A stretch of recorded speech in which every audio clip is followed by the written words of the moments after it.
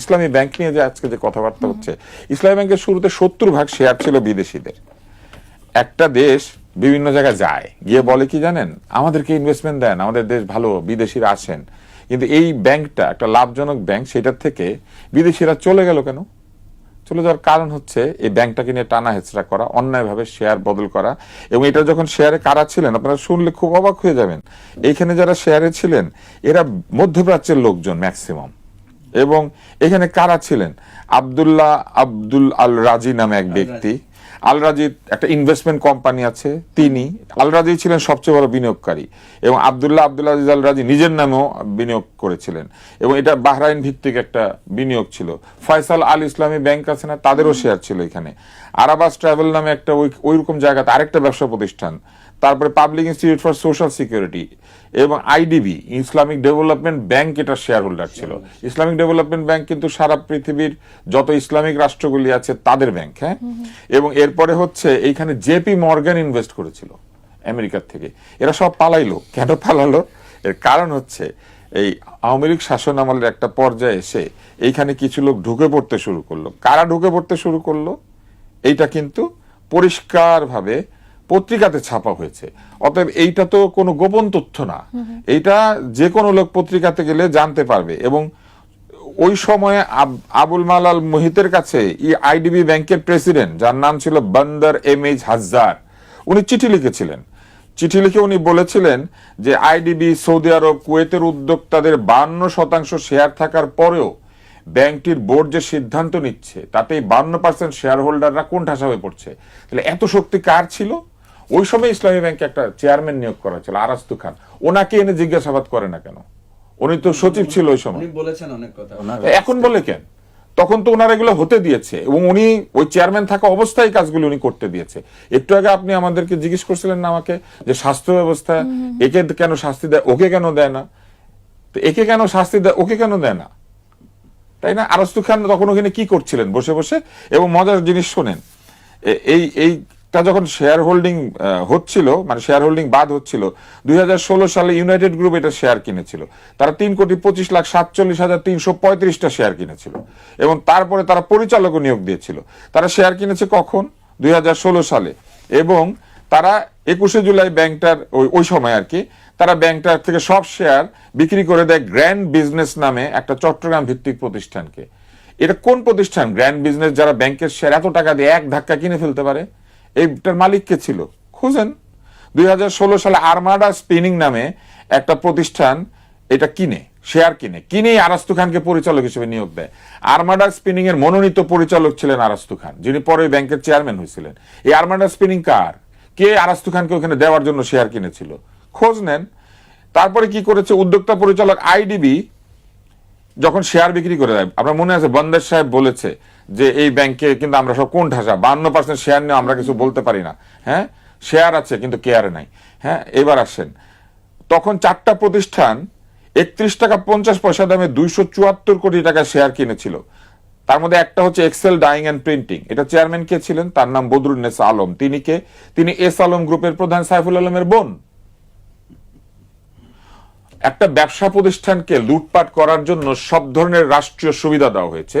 তদারককারী কে ছিল তখন? তদারককারী ছিল স্টক এক্সচেঞ্জ, তদারককারী ছিল সিকিউরিটি অ্যান্ড এক্সচেঞ্জ কমিশন। স্টকের শেয়ার লেনদেন হচ্ছে, এত বড় দেশের সবচেয়ে বড় প্রাইভেট ব্যাংকটা শেয়ার লেনদেন হচ্ছে, তারা তখন ঘুমাচ্ছিল? ওইসব লোকদেরকে ডেকে এনে জিজ্ঞেস করেন। তো সেগুলো তো করছে না। এখন ব্যবসা প্রতিষ্ঠান যদি নিয়ম ভঙ্গ করে, আপনি সেই নিয়ম ভঙ্গের কারণে তাকে তদারকি করে তাকে দায়ী করতে পারেন। সেটা তো বাংলাদেশ ব্যাংক করে নাই, সেটা তো তখনকার তদারকি প্রতিষ্ঠানগুলো করে নাই। উল্টা আমাদের টাকা পয়সাগুলো লুট করতে দিয়েছে। একমাত্র স্মার্ট সিটি বসুন্ধরা, আধুনিকতায় এক ধাপ এগিয়ে। এবং এই যে তখন শেয়ার হোল্ডিং হচ্ছিল, সেই শেয়ার হোল্ডিং যখন এই যে লামসাম ছিনিমিনি শব্দটা খুব ব্যবহৃত হয়, এখন টানাটানি এসেছে। হ্যাঁ, ছিনিমিনি টানাটানি এগুলো যে চলছিল, ওই সময়ে তারা তো বাধা দেন নাই। উল্টা কি করেছেন তারা আমাদের টাকাগুলো লুট হতে দিয়েছেন। যখন এটা চলছিল তখনই এই ব্যাংকের আমানত কমতে শুরু করেছে, এবং সেইটার রিপোর্টও পত্রিকাতে আছে যে আমানত কমে যাচ্ছে এবং ঋণ বাড়ছে। এবং ওই সময়ে এই ব্যাংকটার ঋণ 89% হয়ে যায়, আমানতের অনুপাতে ঋণের অনুপাত 89% হয়ে যায়, এবং বাংলাদেশ ব্যাংক তখন মাথা চুলকাতে চুলকাতে জানায় যে ইসলামী ব্যাংকগুলির সর্বোচ্চ লিমিট হচ্ছে 90%। মানে আমানতের সঙ্গে ঋণের অনুপাত ইসলামী ব্যাংকগুলি 90%-এর বেশি যেতে পারে না, যেটা কিন্তু সাধারণ ব্যাংকের জন্য আরো কম, ইসলামী ব্যাংক বেশি দিতে পারে। এবং তখনই মাথা চুলকাতে চুলকাতে তারা এটা বলার পরে তারা এরপরে কি করলেন, সেই 2016-17 সালের পর থেকে, 18 সালের পর থেকে আজকে 26 সাল পর্যন্ত বাংলাদেশ ব্যাংক কি করেছে? বাংলাদেশ ব্যাংকের মনে করেন গভর্নর খারাপ বলে যে আওয়ামী লীগ নিয়োগ দিয়েছে, বাংলাদেশ ব্যাংকের মনে করেন আরো কিছু উচ্চপদস্থ কর্মকর্তা ভালো না নিয়োগ দিয়েছে, বাংলাদেশ ব্যাংকের পুরাটাকে নিয়োগ দিয়েছে। সেই সব লোকেরা প্রমোশন পেয়ে পেয়ে আজকে এখানে আসেন নাই, তারা কেন এগুলো তদারকি করছেন না?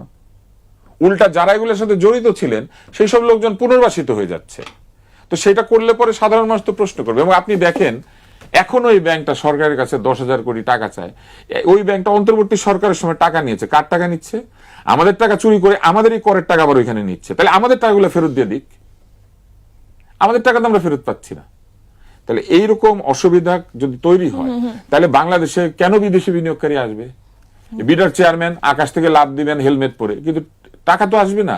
কারণ একটা দেশের আর্থিক প্রতিষ্ঠানের এই অবস্থা, আর্থিক প্রতিষ্ঠানের অবস্থা হলে আমি মনে করেন একজন বিদেশি, আমি এখানে এসে মনে করেন একটা লুঙ্গি কারখানা দিব, লুঙ্গি শুদ্ধ চুরি হয়ে যাবে। অন্তর্বর্তীকালীন সরকার আমলে ইসলামী ব্যাংকের ম্যানেজমেন্ট আবার একটা সঠিক জায়গায় ফিরে এসেছিল এবং ওই 5,000 লোকের চাকরি থেকে বাদ পড়ে গিয়েছিল। এখন আমরা দেখতে পাচ্ছি এসালমের মালিকানাধীন প্রায় 80% মালিকানা এসালমের। এসালম যে কোনো ভাবে হোক কৌশল করে এটা ধরে নিয়েছে। এটা নিয়ে কিন্তু প্রচুর রিপোর্ট হয়েছে। প্রথম আলোতে 2টা সিরিয়াস রিপোর্ট হয়েছিল, একটা হচ্ছিল ভয়ঙ্কর নভেম্বর, একটু সংক্ষিপ্ত আর ইদানি। হ্যাঁ, এখন যে জায়গাটা দাঁড়াচ্ছে সেটা হচ্ছে ইসলামী ব্যাংকের এখন যাকে চেয়ারম্যান করা হয়েছে উনি একজন বিতর্কিত ব্যক্তি।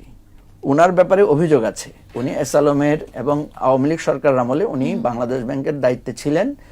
ফলে এই জায়গাটা ওনাকে নিয়োগ দেওয়ার পরে জামাতের যে অংশটা ম্যানেজমেন্টে আছে তাদের কাছে আশঙ্কা হচ্ছে যে এই লোকটাকে নিয়োগ দেওয়া হয়েছে মূলত ওই 5,000 লোককে ফিরিয়ে আনা এবং আবার এখান থেকে জামাতের লোকদেরকে বাদ দেওয়া, ছাঁটাই দেওয়ার পিছনে।